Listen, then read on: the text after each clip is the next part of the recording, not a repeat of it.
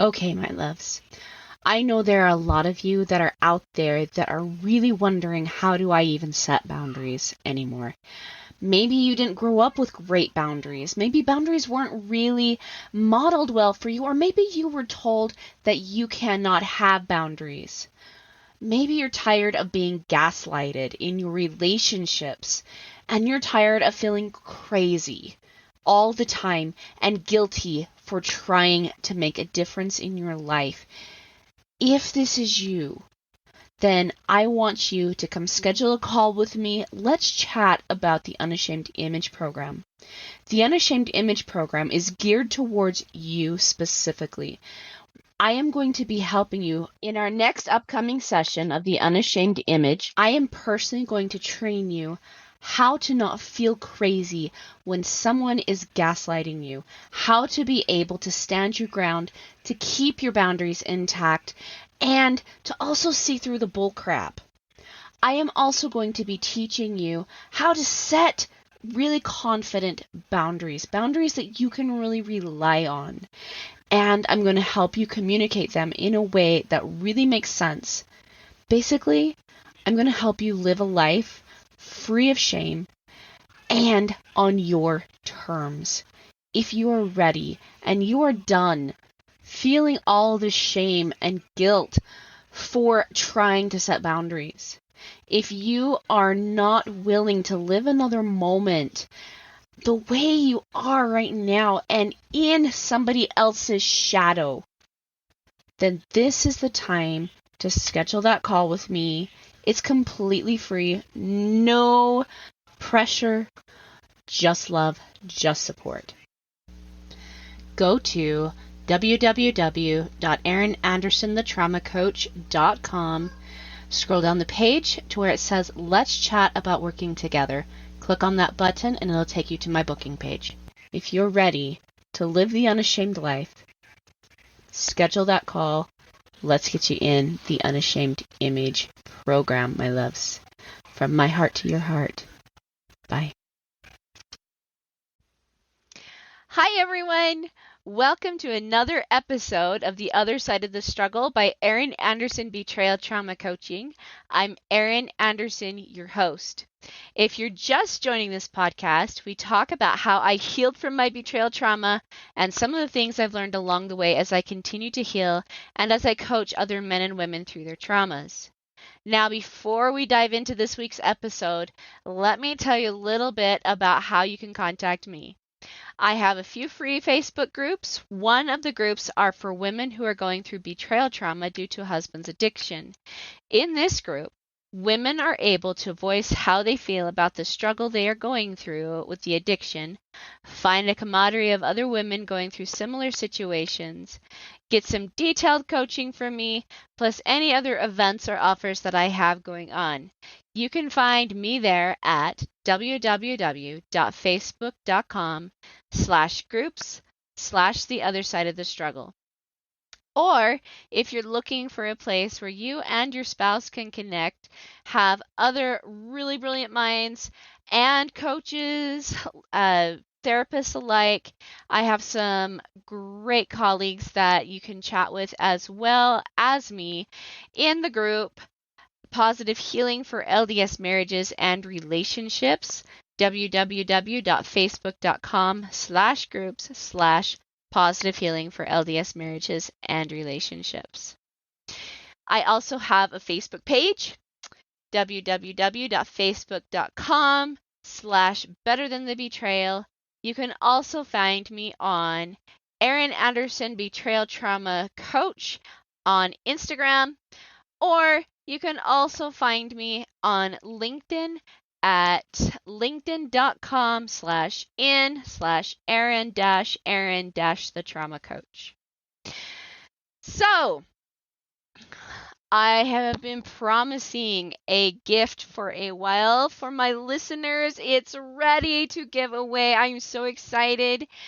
If you are ready to understand how your trauma is actually a building block to how amazing you are, not the wrecking ball, then download my free Heart of Gold meditation. In this meditation, it will take you through a deeper understanding of how a difficult trauma can help you realize how strong you are.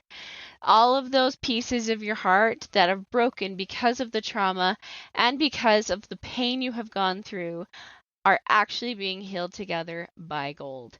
So, this is also one of my first meditations that I ever went through to regain my self-confidence, to understand how amazing I truly am, and how each one of the things that happen in my life, whether good or bad, are things that are shaping me for who I truly am and helping me see my mission and purpose and live my paradise life. So if you would like that, and if you want to gain a deep love and appreciation for yourself, then this meditation is just for you. And when you realize that the heart beating inside of your chest is truly an inspiration that is guiding your life and helping you build your paradise life with self-confidence that's difficult to shake, I think you will love this freebie. So go and download it at https://erinanderson.kartra.com/page/heart of gold. And don't worry, I will make sure to link that in the description below. With that, let's dive into this week's episode. So, I noticed some of you guys are grabbing the Heart of Gold meditation.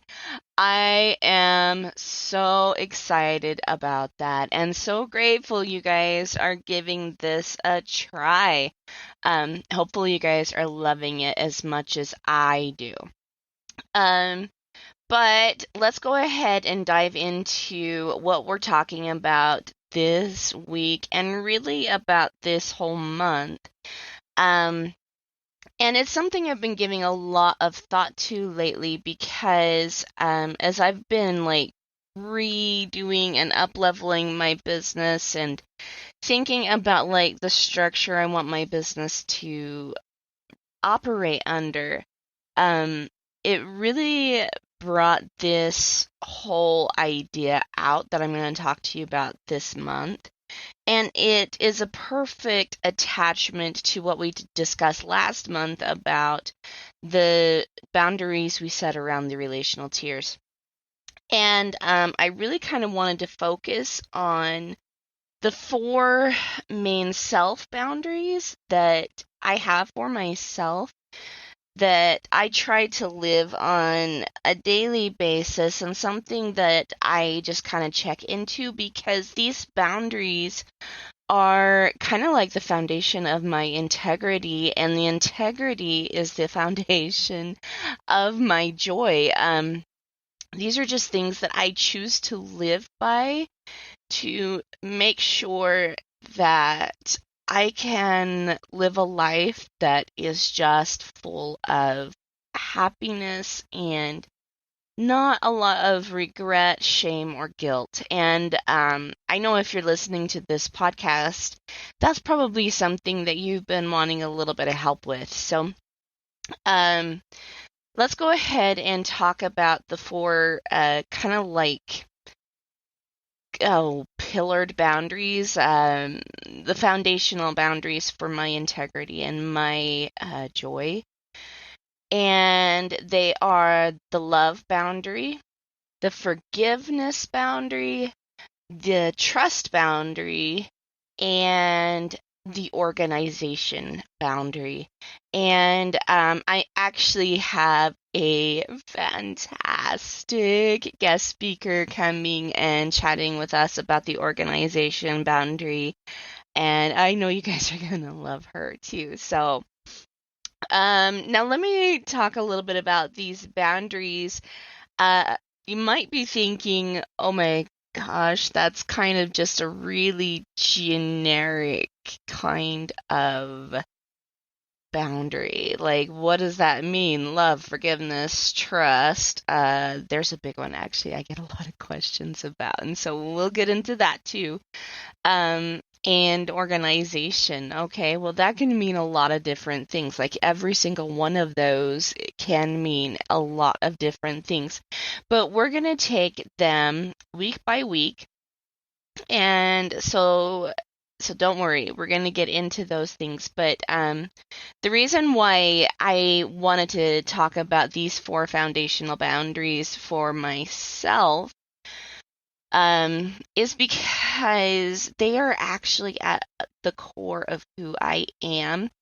And I've actually found, as I've been working with my clients and as I've been working with um, my loved ones and other people who come to me to get a little bit of help and a little bit of advice about living an unashamed life and living um, just their dreams. These are the things that really are at the core of most people: love, forgiveness, trust, and organization. And if one of these things are not in place, then safety, guilt, questions like doubt if I've made the right decision, all of that kind of comes into place, and that's what we get filled with instead. And so I take a look at these 4 foundational boundaries and I think to myself, okay, these boundaries are really the things that are keeping me safe, and they are also like the gateways for those that I truly truly love and truly truly want in my inner circle to thrive in. But at my core, I truly am love, because I am a daughter of God, right? um Forgiveness, because I don't want to hold on to all of that stuff that, people who may want to hurt me or may not have meant to hurt me, or, whether it's intentional or not, I want to forgive. So that way I am not carrying around the proverbial poop bag for the rest of my life. No, it's okay. Put it down. Let the poop fertilize the flowers. We don't need to carry it. Um, Trust. That's a big one, because without trust, you can really struggle with discernment, not knowing who you can and who you can't trust. And if you can even trust yourself, that's kind of a big deal. And then organization. I mean, if you're living in chaos or your thoughts are in chaos, you don't know what your next step forward is. And so I like to consistently be creating. We are creators, moving forward. And without that piece, that boundary of making sure that I'm organized, and I'll be honest, this is something that I'm still working on it and figuring out. Um, but without that piece of organization, the other boundaries seem to kind of get lost, and I tend to become a lot more ornery and um, just unconsolable. And so if I have organization and order around me, I work better. So um, that's just kind of like the intro into my 4 main pillared boundaries. But I want to kind of go into the love boundary today and talk about why I feel like this boundary is at the top. And it comes down to, I just know that at my core, I am love. And so when I think about that, I consider my actions and my thoughts, and are they in that bounds of loving? Okay. Now, love is not always fluffy. Christ was one of those people who constantly showed up in love. He was perfect and he lived a perfect life. That's the reason why he did the most unselfish thing in the history of the universes, and that was to give his own life to pay the price of justice, so that way that wasn't something that we had to do. We could actually continue to explore life and make mistakes and repent and do better, and to think about how we can become that next level of self. And if we had to meet the demands of justice every single time we made a mistake, then we wouldn't have that opportunity. We would be too busy thinking and trying to meet the demands of justice. It's like having a debt that is insurmountable, and no matter what you do, you can't pay it off. And so Christ paid it, and we don't have to worry about it. Okay? So somebody that loving is someone to, I feel, really pattern our mindset and our lives around. And I want to think the same way he does, because if I am loving at my core as well, it would behoove me well to pattern myself around the person who was that loving. But that doesn't mean that he was always fluffy. And I don't want to say kind, because he was always kind, actually, but he wasn't always fluffy. He told people exactly what they needed to hear with the exact right amount of force behind it. Now, I'm not going to claim that I'm going to deliver the loving message I have with the exact right amount of punctuation to it, I should say. And I'm also not going to try and claim that I am perfect at this. Sometimes I still blunder things because I think more about what my boundary is instead of how to communicate that in love. So, let me say this, that this loving boundary that Christ had sometimes would call people hypocrites. Now, ouch, that kind of hurts, when somebody says to your face that you're a hypocrite and you need to stop that.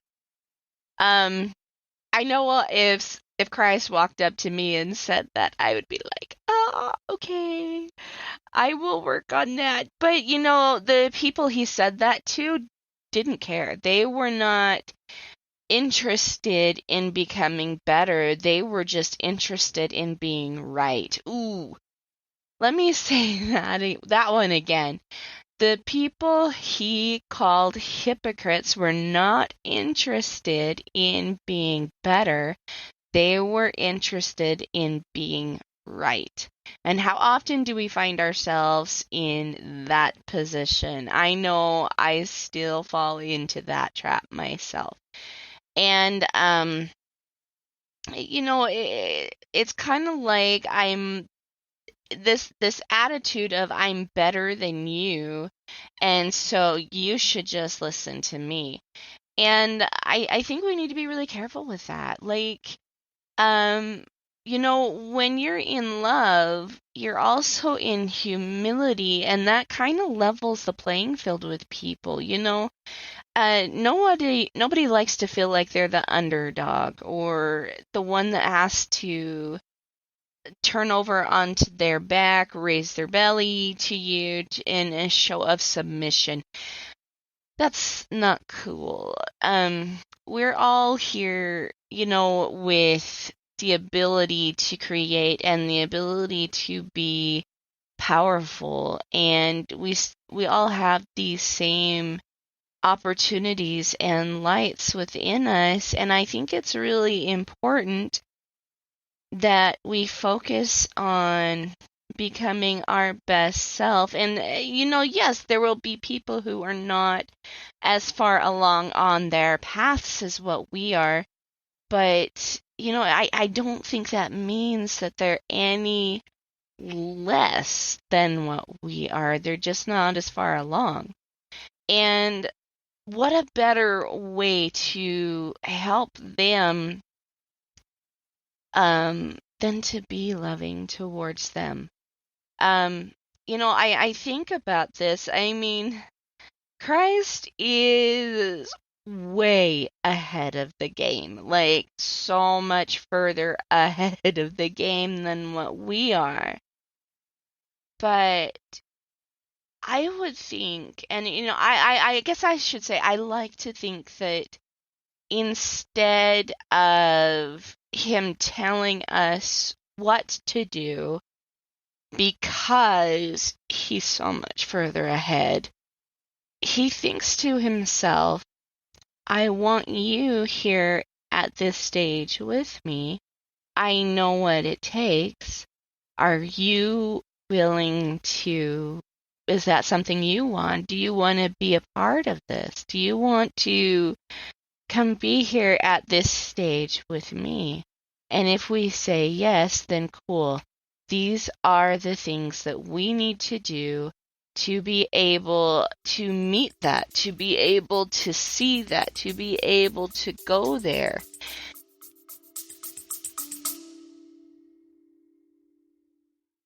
So how do you feel about boundaries? It's a legitimate question. A lot of people come to me really struggling with this concept. They often feel guilty for setting boundaries, or they're not sure about even what a boundary is. They've heard the term, set the boundary, things like that, but that's really confusing for them because it's not something that's well taught in our society nowadays, right?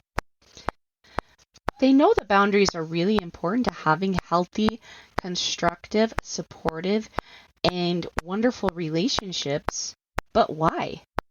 And oftentimes they also know that they feel like their boundaries are being violated, but they can't quite pinpoint what the boundary is that's being violated. That's why I've created the Clarifying and Creating Your Boundaries free PDF.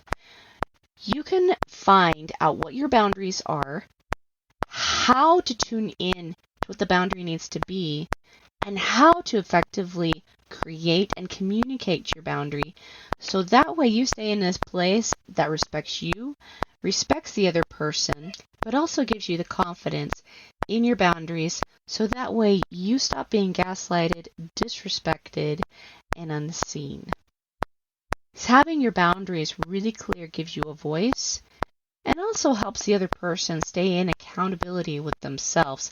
So that's not a role that you have to take on anymore. So if you are ready to really have clear boundaries, to really understand what your role is in the boundary, and to give yourself some safety and some protection against people that might try to gaslight you or are just being disrespectful, go grab my Creating and Clarifying Your Boundary PDF at erinandersonthetraumacoach.com. And while you're there, let's schedule a call with me. Come have a chat with me so that way I can really, really help you master this particular skill, creating boundaries, clarifying the boundary, communicating that boundary, and so that way I can also help you have relationships that show up to support you, cherish you, and love you.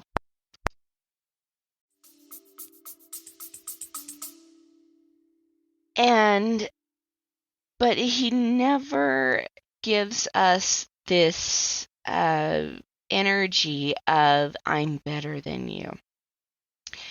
I feel like he always levels the playing field, at least for us to be able to take our next step. I think about our steps in life, and sometimes those steps don't look like a staircase. They look like an ominous mountain that we have to scale, but we're not sure where to put our hands and feet to climb it. And so what the Lord does is he comes and he levels out a piece for us to put our foot on. So that way our step is far more sure. And that's what being loving means to me, is I look at people that may not be as far along in their healing journey as what I am, and or really along any journey as what I am, and I think to myself, how can I make their next step a bit easier? And when I think that way, it's amazing what happens. It almost just kind of ignites like this light of love in my soul for them.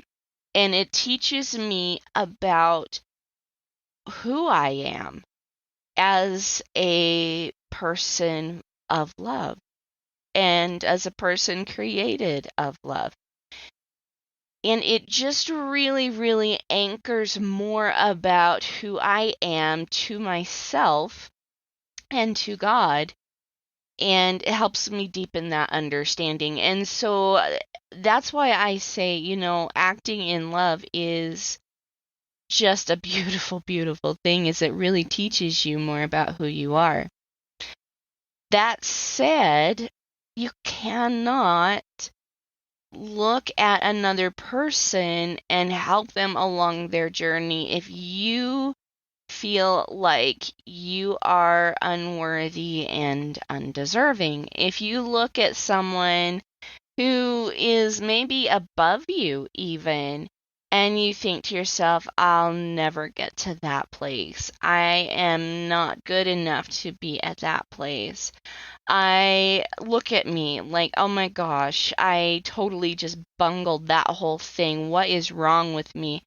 If you think things like that, it actually stops you from being able to scale up, and it stops other people from being able to help you, because you kind of slap their hands away. When you think that you're not deserving of the very, very best, it stops you from moving forward to the very best. And I've said this many times, that people cannot behave above what they believe about themselves. And what that means is that your self-belief determines your actions. So if you believe that you are poor, and that there's no way you can possibly work that hard, that maybe you believe that you're poor and you are lazy. And I know that sounds really harsh to say the word lazy, but a lot of people actually do carry that belief around.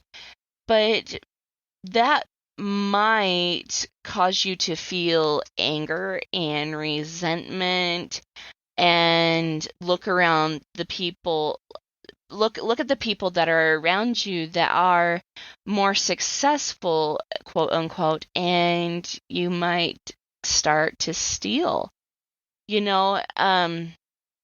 and I'm saying that because, I would think that might be the mentality of someone who does take things from other people, that they're poor and that they don't want to work that hard, and so they're just going to go take it, right?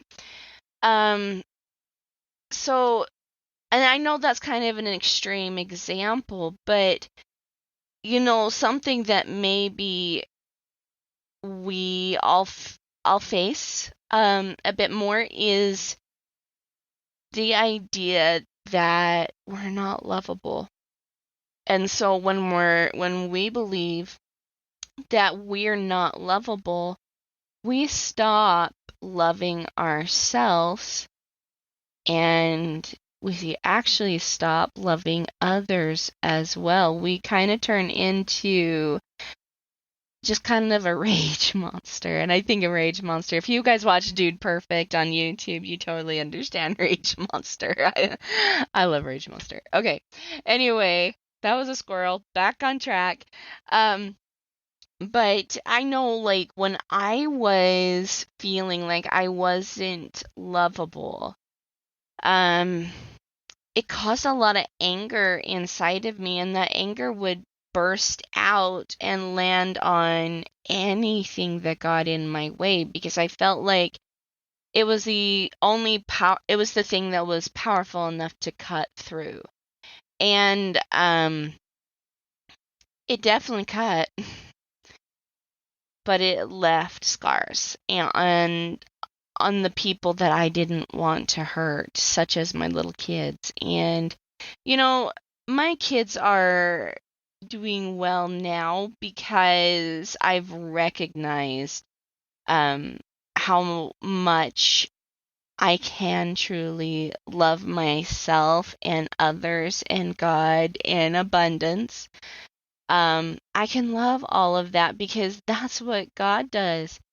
God loves his God. I believe that, I truly believe that there is no beginning and end to this, that God actually, the reason why he knows who we are and what we're going through is because he's experienced it himself. And so because of that, because he's experienced that, I think that he had someone that he prayed to as well.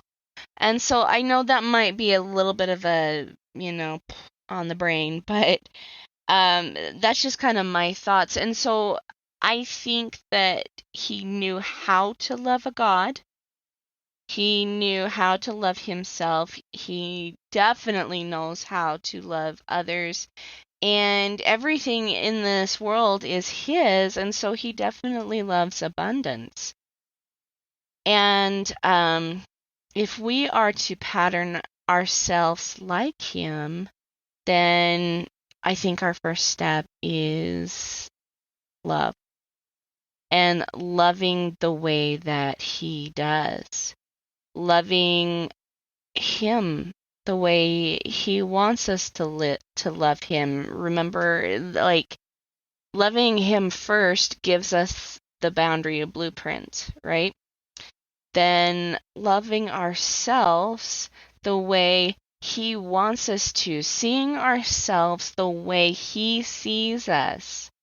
That's huge, guys. That's actually the very definition of humility. It isn't to think that you belong under the bus and that you're less than other people. That is a bold-faced lie. You are not meant to be less than anyone else. You are meant to see yourself the way God sees you. And the way to start that is to love yourself enough to trust him when he tells you what it is he created when he created you. Guys, I'm telling you, I've been through that. And that's not something you're ever able to put down again. Like, that gives you a whole new appreciation for who you are. But it also gives you a center to operate from. When I saw myself the way God saw me, I was in awe of who I am. Not was, but am and will continue to be. And I realized as I love myself more the way he loves me, what I've realized is that my whole journey is to awaken more of my power, to awaken more of my beauty, to awaken more of that self. And so if I stay in love, that literally is the fast track path to discovering our missions, our purposes, and our true intelligence, our true light, and our true beauty. And as I operate from that space, it gives me an anchor in how to treat other people. And to consider, am I showing up in love? And I kind of actually want to give you guys a scenario here. I am a really big advocate for loving another person, and sometimes people don't realize that that's exactly what you're doing. You're trying to love them, and I recently met a sweet, sweet girl, and she's newly married, but one of the things I know about her new husband is that he is, in some senses, dangerous. And I don't want to go into a lot more detail than that. But I did want to tell her what I knew because I felt like that was something that was very important to her being able to make decisions forward in her marriage. Um, but it wasn't something she was ready to hear yet. And I felt like that kind of backfired in my face in some ways. And I kind of felt like I was left holding a proverbial poop bag, right? But one of the things I've realized from this recent incident is I can still love her and just let her. She knows now that if something ever does happen and if she ever does realize that she needs help, I hope she knows that she can come to me, you know. But if and when that situation comes, I'll be there, and I'm already preparing myself to love her through that. And even her husband, the best way for me to love someone who is dangerous is to keep them at a distance and recognize that God has them, that this person is in God's hands, that there's nothing that I can do except for forgive him. And we'll talk about that boundary next week. But forgiveness is also a choice to love the person that hurt you and yourself. That's truly what forgiveness is. And we're going to talk more about that next week. But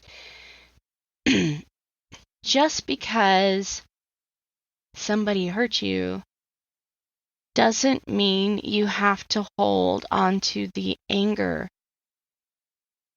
When you love that person enough to let it go, you literally just are telling the Lord, you deal with it. I want to live my highest and best life. I choose love today. And I choose to love myself enough to not hold on to this. I also, this is something I'm not perfect at. There are times where I become a rage monster still to my kids. And it's rare and everything, but I still like at my kids, because I think kids can definitely push boundaries more than probably anyone else, because you have these little lives that you're responsible for, and you're trying to shape them into becoming good members of society, and you're also trying to keep them alive. And sometimes that feels a little overwhelming. Yesterday, to be like to give you an example, our car died, and our mechanic lives just down the street, and so we're like, okay, let's just push it down the street into the parking lot and leave it there so that way they can take care of it and fix it and it'll be good to go.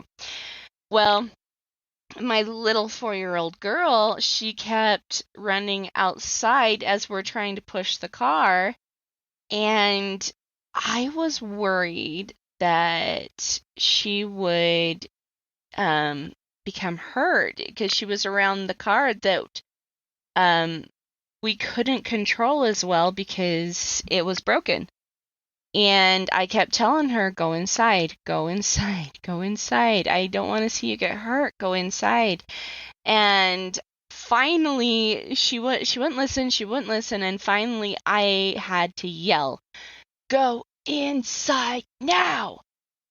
And she hung her little head and she started to cry and she walked in very dejectedly, and I felt terrible. But, that really was something of love, because I didn't do it out of anger.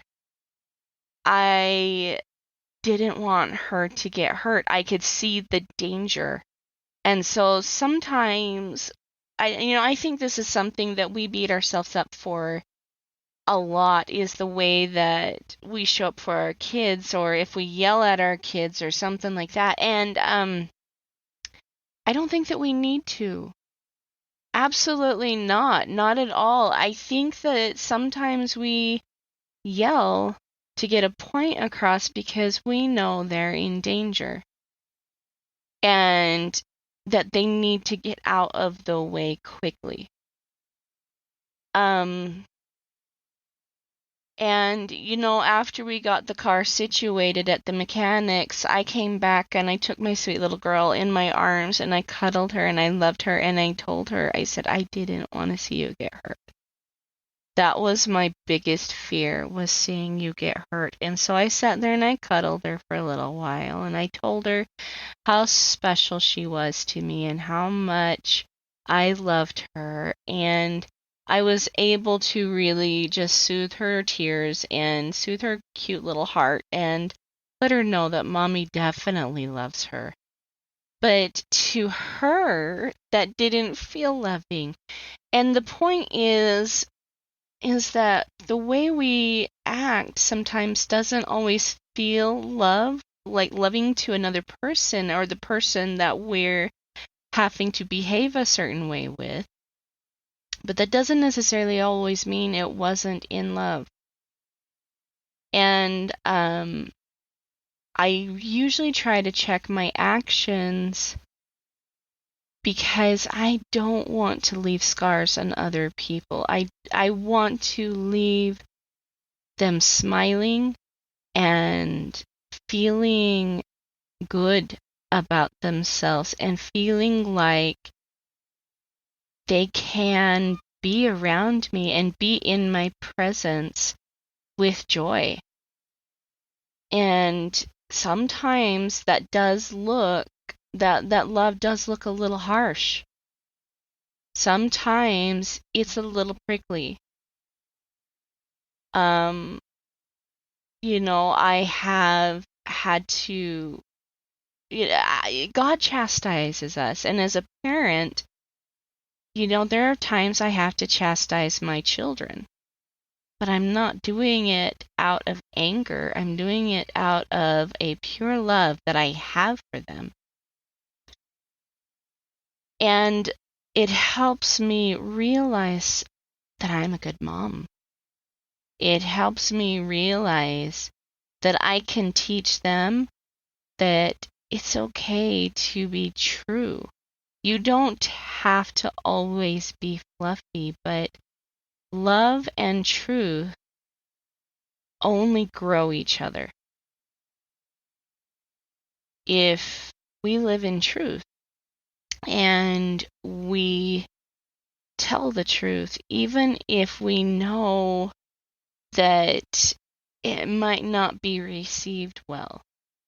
But I also think that it's important for us to remember that we don't want to carry around this thought of what if.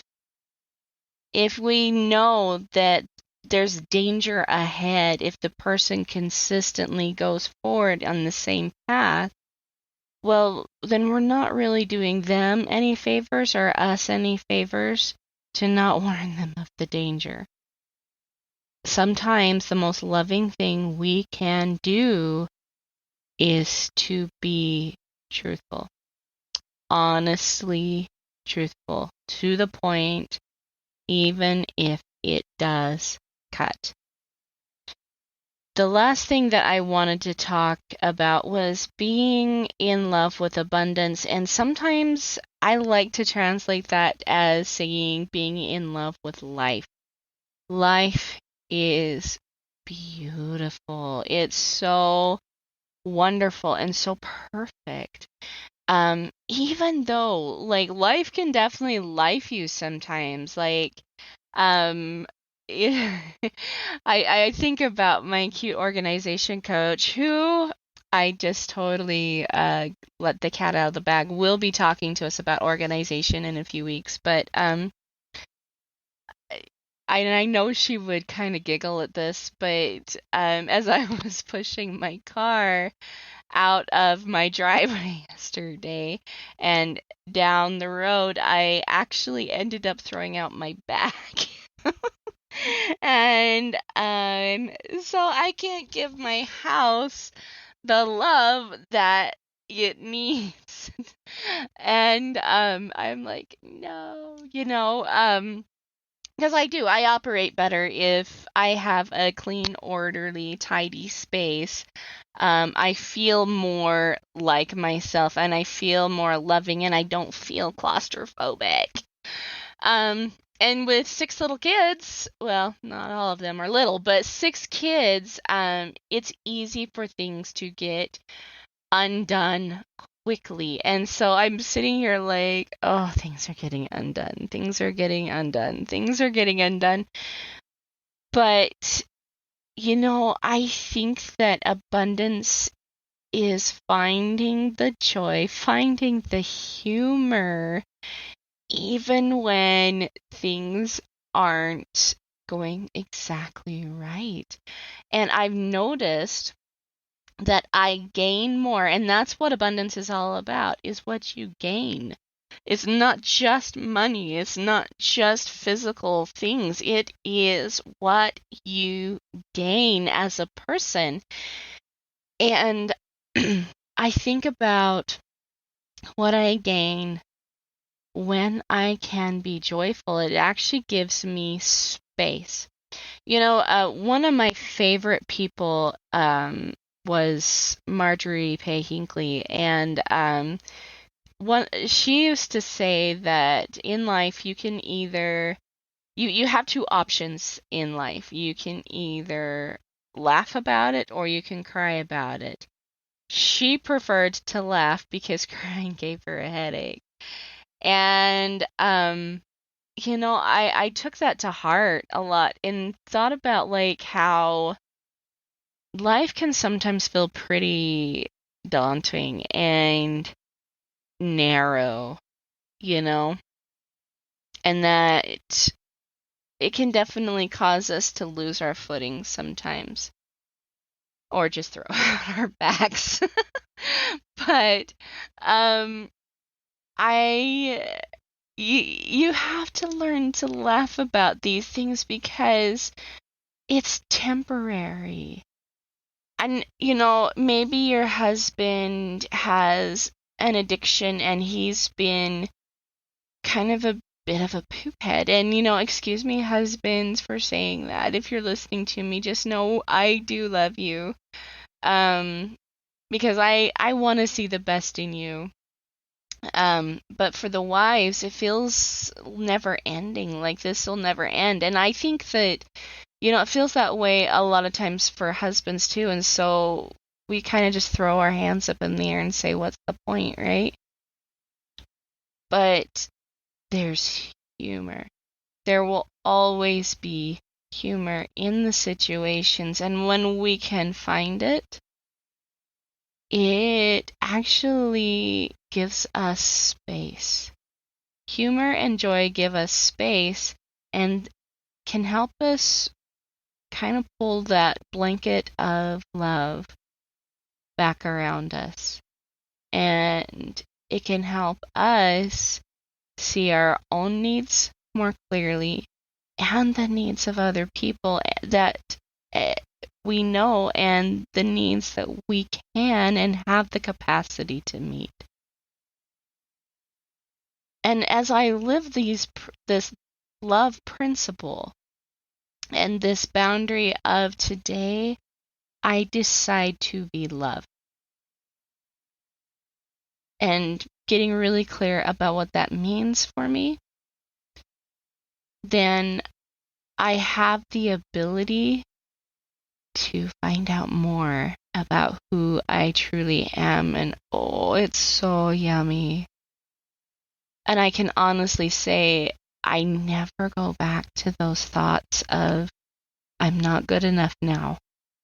Sometimes I'm not sure if I'm adequate to a task, but I don't allow my joy to be robbed from me again. Because I love who I am. I love the people that come in and out of my life. And I love my Heavenly Father so much that I do want to claim Him. Therefore, I claim love, because that is literally awakening the God DNA. He's our Father, and that's awakening His paternal DNA in our cells. Like, that's actually physically the truth, not just spiritually. It really awakens our physical. And then I get to go and serve others, finding out more about this beautiful, beautiful creation He has by the name of Aaron Anderson. And that brings abundance to me. So, next week we are chatting about the forgiveness boundary. And this is a big one to being able to keep our love boundary protected. It's kind of the protection boundary. It really, really is, because it teaches you to let go without letting go of the justice. All right, my loves, I'll see you next week. Bye.